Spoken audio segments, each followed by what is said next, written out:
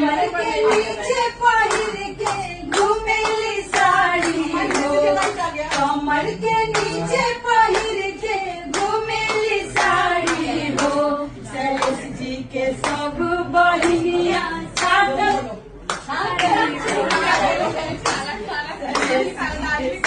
अब देखिए हमारी दीदी बोलती है शैलेश जी से, उनकी बहन से कि ननदो खरीबू ना